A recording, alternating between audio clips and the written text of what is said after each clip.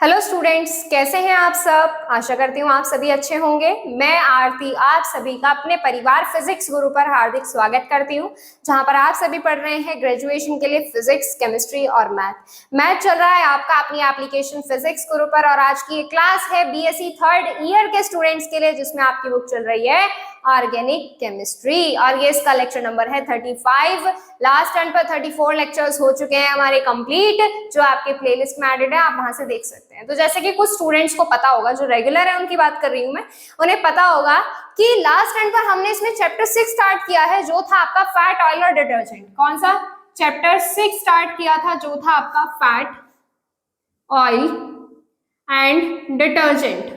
तो इसमें fat, oil और डिटर्जेंट में हमने फैट और ऑयल के बारे में डिस्कस किया था। फैट और ऑयल के बारे में डिस्कस किया था, जिनमें इसकी प्रॉपर्टीज, जिसमें फिजिकल प्रॉपर्टी और केमिकल प्रॉपर्टी के बारे में बात की थी। अब इससे अलग आता है, इसमें मैंने कुछ वैल्यूज के बारे में बताया था, कुछ छोटे छोटे टॉपिक्स के बारे में बताया था, जो आपका ऑयल और फैट से ही रिलेटेड है। शॉर्ट नोट में पूछे जाते हैं इस तरह के क्वेश्चंस, तो ध्यान से पढ़िएगा। इसमें हम सबसे पहले बात करने वाले हैं रेनसिडिटी के बारे में, जो आपका एक इंपॉर्टेंट और बहुत ही छोटा सा अच्छा सा टॉपिक है, जो है आपका रेनसिडिटी। रेनसिडिटी या फिर रेन एसिडिटी, या फिर जिसको हम बोलते हैं रेनसिडिफिकेशन।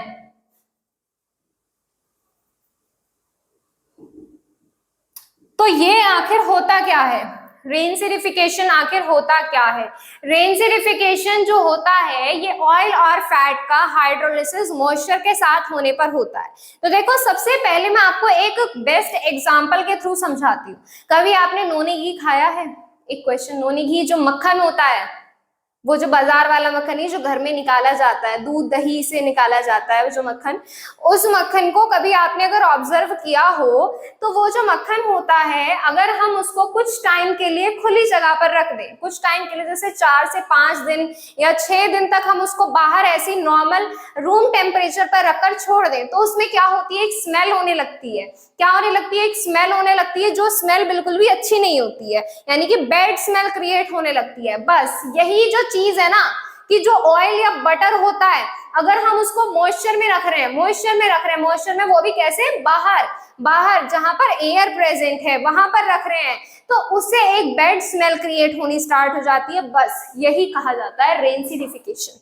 क्या कहा जाता है? यही कहा जाता है रेनसिडिफिकेशन। अब ये देखो, बैड स्मेल आती क्यों है, ये रीजन बता रही हूँ। ऑयल और बटर जो होते हैं, जब हम उनको बाहर एनवायरनमेंट में रखकर छोड़ देते हैं, तो बाहर एनवायरनमेंट में क्या होते हैं? हमारे मॉइस्चर प्रेजेंट होता है। अब देखो, जब आपका ऑयल या बटर मॉइस्चर के साथ हाइड्रोलाइसिस कर लेता है, क्या मॉइस्चर के साथ हाइड्रोलाइसिस कर लेता है, तो उसमें से हाइड्रोलाइसिस करने पर वो आपका अल्कोहल और कार्बोक्सिलिक एसिड बनाता है। ये चीज क्लियर है? ऑयल और फैट हाइड्रोलाइसिस करने पर क्या बनाएगा? अल्कोहल और वॉलेटाइल कार्बोक्सिलिक एसिड बनाएगा। जब आपका कार्बोक्सिलिक एसिड आसानी से कन्वर्ट हो जाएगा एल्डिहाइड में, जो आपका कार्बोक्सिलिक एसिड है आसानी से कन्वर्ट हो जाएगा एल्डिहाइड में, और एल्डिहाइड रिस्पॉन्सिबल होता है उस ऑयल और बटर की बैड स्मेल का। क्लियर है? ये होता है आपका रेनसिडिफिकेशन। रीजन भी बता दिया, प्रोसेस भी बता दिया, होता क्या है, किस तरह से होता है, ये भी चीज बता दी। तो इसको लिख लेते हैं पहले। अब इसमें लिखिए इसमें, when oil and fat are stored, when oil and fats are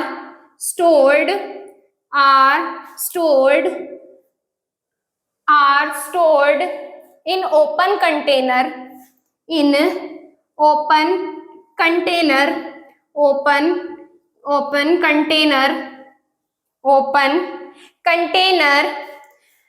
then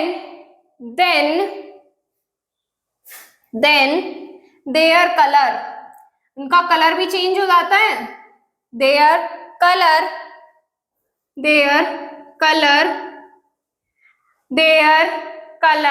has been changed या will changed, their color will change and bad smell will create in oil and fat, and bad smell bad smell will create, bad smell will create in oil and fat, in oil and fat, in oil and fat. Clear है इतनी बात? It is known as, it is known as, it is known as rancidification, rancidification, फिकेशन. ठीक है, अब इसका reason लिख लें, reason लिख लें इसका. अब लिख लो इसमें आगे reason. It is due to the, paragraph change करके लिख लो. It is due to the, due to the hydrolysis of, due, it is due to the hydrolysis of, hydrolysis, it is due to the hydrolysis of oil and fat, hydrolysis of oil and fat by moisture, by moisture, by, it is due to the oil, it is due to the hydrolysis of oil and fat by moisture. अब आगे लिखियो इसमें, due to hydrolysis alcohol, due to hydrolysis, full stop लगाकर आगे लिखो. Due to hydrolysis, due to hydrolysis, due to hydrolysis alcohol, alcohol and volatile, and volatile carboxylic acid, volatile carboxylic acid will form, carboxylic acid will form, carboxylic acid will form, will form, will form, and these carboxylic acid, या आगे लिख लो full stop लगा के, these carboxylic acids, these carboxylic acids, these carboxylic acids can easily convert, या will easily converted, will easily convert, will easily convert into, will easily convert into, easily convert into, किसमें convert हो जाएंगे? Aldehyde में. easily convert into aldehyde, will easily convert into aldehyde, and aldehyde is responsible for the bad smell, and aldehyde is responsible for bad smell, for their bad smell, bad smell. ठीक है, example लिखना चाहोगे इसमें? Example अपनी तरफ से लिख लो. Bad smell of butter is observed when it is placed, या it is stored in open container for a long time. ठीक है, चलिए ये हो गया एक टॉपिक, रेंसिडिफिकेशन. फटाफट से बाकी भी कर लेते हैं. अब आगे बात करेंगे हम इसमें एसिड वैल्यू के बारे में. एसिड वैल्यू क्या होती है? किसी के पास कोई रीजन? एसिड वैल्यू क्या होती है? देखो, ऑयल और फैट, मैं आपको डायरेक्ट एसिड वैल्यू लिखाऊंगी क्योंकि ये चीज मैंने आपको पहले भी बता रखी है.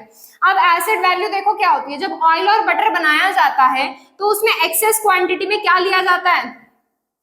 ऑयल और बटर जब बनाया जाता है तो उसमें एक्सेस क्वांटिटी में क्या लिया जाता है? मैंने कल ही बताया था आपको. जब ऑयल और फैट बनाया जाता है तो उसमें एक्सेस क्वांटिटी में लिया जाता है हमारा कार्बोक्सिलिक एसिड. क्या लिया जाता है? कार्बोक्सिलिक एसिड लिया जाता है एक्सेस क्वांटिटी में. और एक्सेस क्वांटिटी में कार्बोक्सिलिक एसिड होने की वजह से उसमें क्या आ जाती है? उस ऑयल और फैट की नेचर कैसी हो जाती है? एसिडिक हो जाती है. अब उस एसिडिक नेचर को क्या करने के लिए? हटाने के लिए. तो उसमें हम क्या करते हैं? एसिडिक नेचर को हटाने के लिए क्या ऐड करते हैं इसमें? बताइए. एसिडिक नेचर को हटाने के लिए क्या ऐड करते हैं? बेस ऐड करते हैं ना. कार्बोक्सिलिक एसिड कैसा है? आपका स्ट्रॉन्ग एसिड है, तो स्ट्रॉन्ग एसिड को हटाने के लिए हमें क्या ऐड करना पड़ेगा? स्ट्रॉन्ग बेस ऐड करना पड़ेगा, जैसे आपका होता है NaOH और KOH. तो देखो इसमें ऑयल और फैट जो होते हैं इनमें क्या होता है? एक्सेस क्वांटिटी में कार्बोक्सिलिक एसिड मिलाया जाता है, जो उसके एसिडिक नेचर के लिए क्या होता है? रिस्पॉन्सिबल होता है। अब उसकी एसिडिक नेचर को हटाने के लिए हम उसमें क्या ऐड ऑन करते हैं, बेस ऐड ऑन करते हैं, और बेस मिलाने पर वो आपका जो होता है प्योर ऑयल मिल जाता है आपको, उससे आपके एसिड और बेस की इंप्योरिटीज आसानी से रिमूव हो जाती है। अब देखो पहले इसमें एसिड वैल्यू लिखो, एसिड वैल्यू, ये आप चीज लिखना चाहो तो लिख सकते हो। क्या लिखोगे इसमें, चलो हम शॉर्ट में लिख देते हैं इसमें थोड़ा। क्या लिखोगे इसमें कि जब एसिड जो ऑयल और फैट में एक्सेस क्वांटिटी में कार्बोक्सिलिक एसिड प्रेजेंट होता है, इन ऑयल एंड फैट, लिखो इसमें इन oil and fat carboxylic acid, carboxylic acid, carboxylic acid will added in excess quantity, in excess quantity, या फिर रुको इसमें ऐसे लिखोगे, इसमें in glycerine carboxylic acid will added, in glycerine, in glycerine, glycerine लिखो इसमें, in glycerine carboxylic acid will added in excess quantity to form oil and fat, oil and fat, oil and fat. The carboxylic acid, the excess carboxylic acid, the excess carboxylic acid, carboxylic acid is responsible, carboxylic acid is responsible, carboxylic acid is responsible for the acidic nature, for the acidic nature, for the acidic nature of oil and fat, ठीक है। to remove, आगे लिखो इसमें to remove acids, to remove acids, to remove acids, to remove acids, bases like जैसे आपका NaOH होता है, KOH होता है, has been mixed या will be mixed, ठीक है, will be mixed। तो ये हो गई इतनी चीज, will be mixed। अब आगे बात करते हैं रेनी एसिड वैल्यू क्या होती है वो बताते हैं। अब एसिड वैल्यू देखो, वो क्वांटिटी NaOH की या KOH की, वो क्वांटिटी किसकी, NaOH की या KOH की, या कह सकते हो बेस की, मिलीग्राम में वो क्वांटिटी NaOH की या KOH की जो कि एक मोल ऑयल और फैट के अंदर से, ध्यान से सुनिएगा, वो क्वांटिटी NaOH की या KOH की मिलीग्राम में जो आपके एक मोल ऑयल या फैट में से, ऑयल और फैट में से एक्सेस एसिड को रिमूव करने के लिए यूज की जाती है, वो कही जाती है एसिड वैल्यू। समझ में आ गई, लिखो इसमें the quantity of NaOH, the quantity of NaOH or KOH, NaOH or KOH in milligram,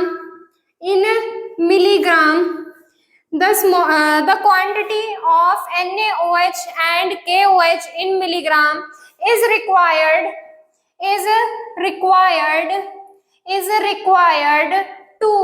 neutralize क्यों बोला मैंने, एसिड और बेस मिलकर क्या बनाते हैं, अम्ल और क्षार मिलकर क्या बनाते हैं, लवण बनाते हैं। एसिड और बेस मिलकर क्या बनाते हैं, न्यूट्रल कंपाउंड बनाते हैं, तो हम क्या कह रहे हैं, न्यूट्रलाइज कह रहे हैं। द क्वांटिटी ऑफ NaOH और KOH in milligram is required to neutralised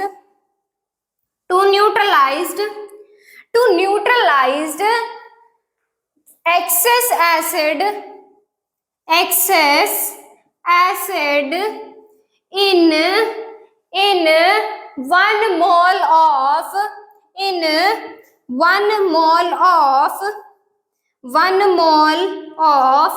given oil or fat, वो हमारी क्या कही जाती है, is known as acid value. Is known as acid value. Clear है? Is known as acid value. दो तीन चीज और रहती है इसमें, एसिड वैल्यू से अलग है वो, तो वो भी करेंगे हम इसमें। अब आगे कराने वाली हूँ मैं आपको ड्राइंग ऑफ ऑयल और फैट। ऑयल और फैट की ड्राई क्लीन कराएं, इसकी ड्राइंग कराएंगे, ड्राइंग नहीं ड्राइंग, DRYING। पहले से नोट करिए। आई होप आपने इसका स्क्रीनशॉट लिया होगा।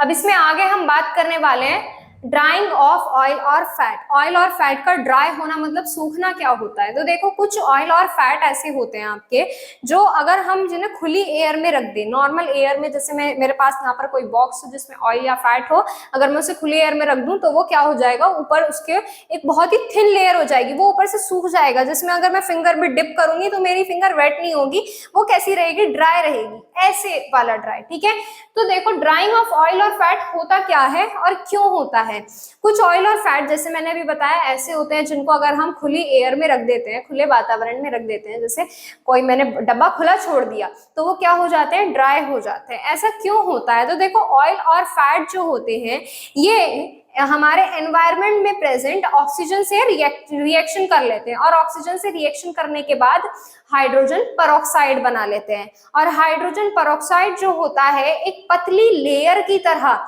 एक थिन लेयर की तरह ही उस ऑयल और फैट पर ऊपर जमा हो जाता है, जिसकी वजह से ऑयल और फैट का सरफेस ड्राई होता है। तो यही रीजन है जिसको हम बोलते हैं ऑयल और फैट की ड्राइंग। ठीक है, ड्राइंग नहीं ड्राइंग। ठीक है, अब देखो एग्जाम्पल में बताने वाली हूँ, और इसके ड्राइंग के बेसिस पर ही कि कौन कम सूखता है कौन ज्यादा सूखता है, इसके बेसिस पर भी हमने इनको 3 पार्ट में डिवाइड किया है। एक वो ऑयल और फैट जो आपके ड्राई नहीं होते हैं, एक वो ऑयल और फैट जो आपके कम ड्राई होते हैं, एक वो ऑयल और फैट जो पूरे ही सूख जाते हैं। ठीक है, अब देखो इसमें एग्जाम्पल क्या, अभी तो पूरी वो रामायण ही लिखनी है, अभी तो आपको लिखो इसमें, रामायण नहीं है, बहुत इंटरेस्टिंग चीजें हैं ये, आपके डेली लाइफ की चीज आप घर में देख सकते हो, उन्हें कहीं बाहर से लाने की जरूरत नहीं है आपको इनको। ठीक है, तो ड्राइंग ऑफ ऑयल और फैट में लिखो some oil and fats, some oil and fats becomes dry when they are placed in air, when they are placed in air, when they are placed in there air। it is due to, थोड़ी tongue slip हो जाती है, it is due to, ये मत लिख देना इसमें कि टंग स्लिप हो जाती है, it is due to the absorption of, it is due to the absorption of, it is due to the absorption of oxygen, absorption of oxygen from atmosphere, absorption of oxygen from atmosphere, from atmosphere, and they will form hydrogen peroxide, and they will form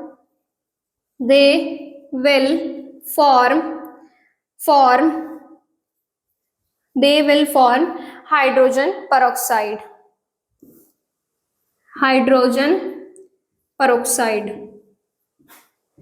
hydrogen peroxide. जैसे आपका क्या होता है, ये इस तरह से जो होता है ऐसे hydrogen peroxide.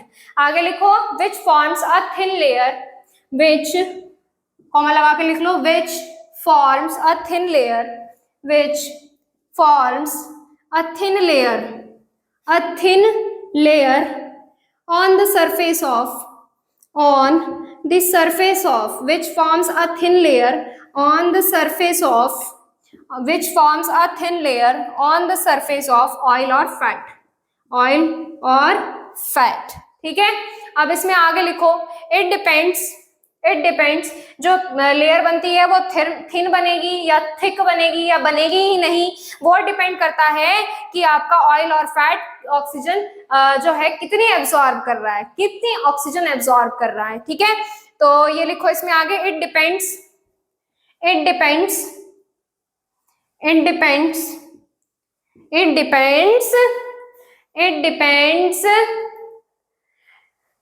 On the oxygen absorbing capacity.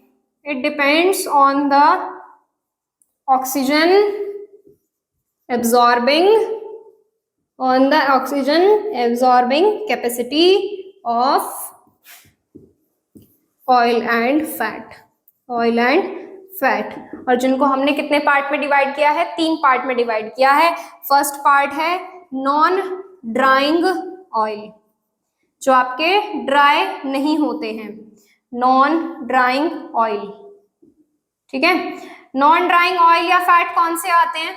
वे जिनके पास नेग्लिजिबल कैपेसिटी होती है ऑक्सीजन एब्जॉर्ब करने की, जैसे आपका ऑलिव ऑयल होता है. क्या होता है? Olive oil. द ऑयल्स और फैट इसके अंदर लिखिए. द ऑयल्स और फैट स्केच डाल लेना, हेडिंग जो होती है आप जिसको बोलते हो. The oils and fats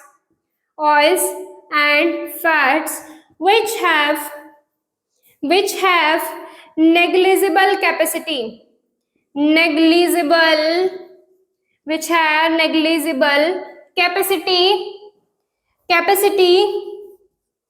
which have negligible capacity to absorb oxygen are non drying oil. वो क्या कहे जाते हैं? नॉन ड्राइंग ऑयल्स कहे जाते हैं. Are non drying oils. Example में क्या लिख सकते हो इसका? जैसे आपका होता है ऑलिव ऑयल. ठीक है. ये आपका कभी नहीं सूखता है, जैसे जो आप सब्जी बनाने में भी यूज करते हो, ऑलिव ऑयल. सेकंड लिखो इसमें फटाफट से, अभी और भी बहुत सारी चीजें हैं. Semi drawing oil. Second point, semi drawing oil, जो आपके आधे ही ड्राई होते हैं. मैं इसी में ऐड कर रही हूं सेमी ड्राइंग ऑयल, जो आपके कम एब्जॉर्ब होते हैं ऑक्सीजन के through. Semi drawing oil, the fat and oil which can absorb oxygen slowly, which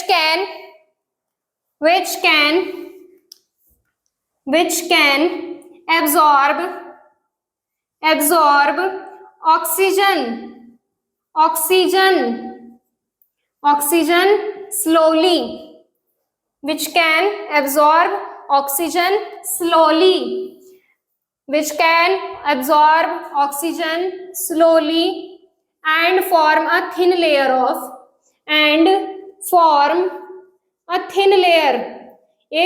पतली लेयर ऑफ हाइड्रोजन पेरोक्साइड. ऐसे लिख दूं, हाइड्रोजन पेरोक्साइड. वो आपके क्या कहे जाते हैं? Semi drawing oil. और सेमी ड्राइंग ऑयल. ठीक है. और एग्जाम्पल, वो आपके सेमी ड्राइंग ऑयल या फैट कहे जाते हैं. फिट लिख दिया भाई, फैट कर लेना. ठीक है. वो एग्जाम्पल क्या आएगा इसमें आपका? जैसे आपका गोले का तेल होता है, कोकोनट ऑयल, सबके घर में होता है कोकोनट ऑयल, जो आपका सर्दियों में कैसा हो जाता है? बिल्कुल ठोस हो जाता है. कैसा हो जाता है? बिल्कुल ठोस हो जाता है. तो सर्दियों की बात भी नहीं है, जैसे आप इसको नॉर्मल गर्मियों में भी रूम टेम्परेचर पर रख दोगे तो कभी कभी क्या होता है, ये आपका कोकोनट ऑयल भी इसमें आ जाएगा. मतलब देखो, कोकोनट ऑयल जो है सेमी ड्राइंग ऑयल होता है, लेकिन वो एक पर्टिकुलर मॉनसून में भी होता है. कैसा? पर्टिकुलर मॉनसून में होता है. जैसे मैं अभी कहूं, जैसे इस टाइम पे जो हमारा एनवायरनमेंट में मॉइस्चर भी है, यानी कि आपका जो कोकोनट ऑयल है इस टाइम पर आपका कैसे प्रेजेंट होता है? थोड़ा सा सॉलिड होता है, थोड़ा सा लिक्विड. जैसे हम क्या करते हैं, उसमें फिंगर डालते हैं तो वो क्या होता है? वैसे तो हमारा उसका सरफेस क्या होता है? सॉलिड होता है. लेकिन जब हम उसके अंदर फिंगर डिप करते हैं तो वो अंदर से कैसा होता है? लिक्विड होता है. लेकिन इसमें जो सेमी ड्राइंग ऑयल का परफेक्ट एग्जाम्पल होना चाहिए, वो होना चाहिए आपका इसमें कॉटन सीड ऑयल. क्या आना चाहिए? Cotton seed oil. और एक होता है तिल ऑयल. एक होता है तिल ऑयल. वो तिल का तेल नहीं जो मार्केट में मिलता है, वो तो सारे मौसम में कैसा होता है? वो तो सारे मौसम में कैसा होता है, लिक्विड ही होता है, चाहे गर्मी हो या सर्दी हो, चाहे उसको खुली जगह पे रखो चाहे बंद में रखो। लेकिन जो प्योर तिल का तेल होता है उसके अगर हम खुली एयर में रख दें तो वो ऑक्सीजन के साथ रिएक्ट करके हाइड्रोजन पेरोक्साइड बना लेता है। ठीक है, चलो ये हो गया आपका बी पार्ट। इसके बाद सी पार्ट है आपका इसमें ड्राइंग ऑयल और फैट। थर्ड पार्ट है ड्राइंग ऑयल और फैट। वे ऑयल और फैट जो ऑक्सीजन को एब्जॉर्ब कर लेते हैं फास्टली ऑक्सीजन को एब्जॉर्ब करते हैं और एक थिक लेयर बनाते हैं हाइड्रोजन पेरोक्साइड की। वो आपके क्या कहे जाते हैं, ड्राइंग ऑयल और फैट कहे जाते हैं। और इसके एग्जांपल में आता है आपका हेम्प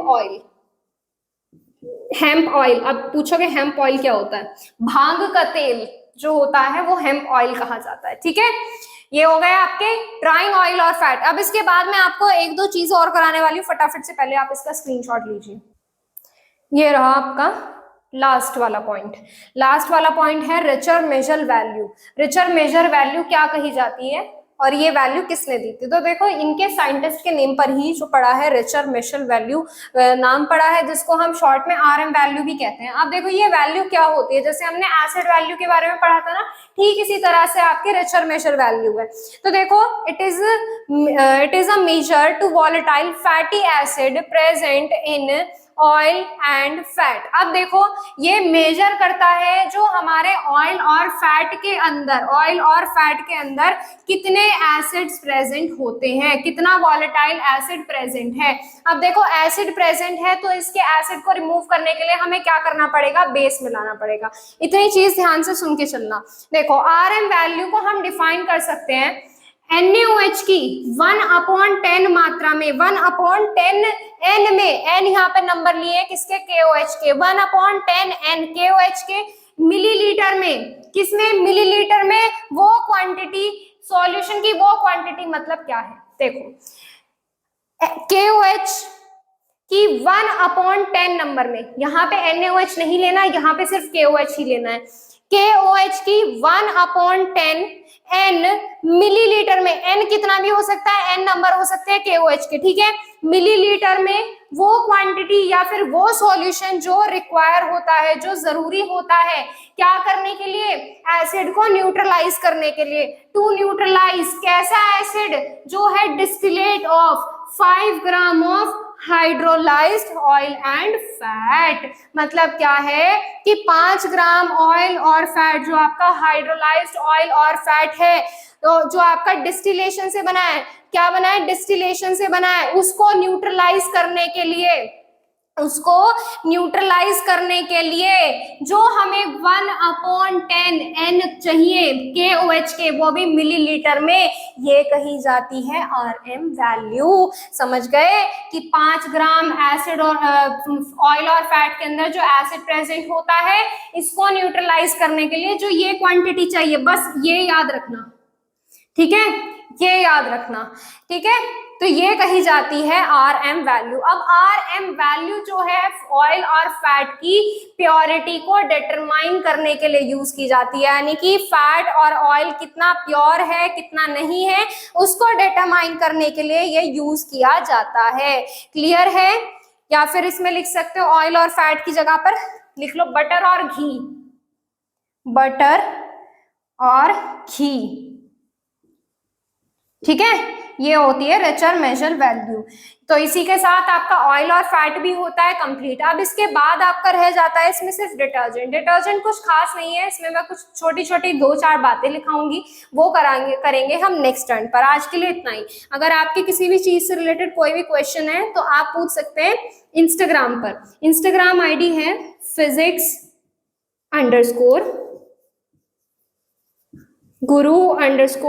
आपके जो भी क्वेश्चंस हैं आप यहाँ पर मैसेज करके पूछ सकते हैं। और टेलीग्राम चैनल ज्वाइन करने के लिए प्ले स्टोर से टेलीग्राम इंस्टॉल कीजिए, उस पर अपनी ID बनाइएगा और सर्च कीजिएगा यही फिजिक्स गुरु इंडिया, आपको टेलीग्राम चैनल मिल जाएगा जहाँ आप ज्वाइन हो सकते हैं। तो चलिए स्टूडेंट्स, मिलते हैं नेक्स्ट टाइम पर डिटर्जेंट के साथ। आज के लिए इतना ही। Thank you so much.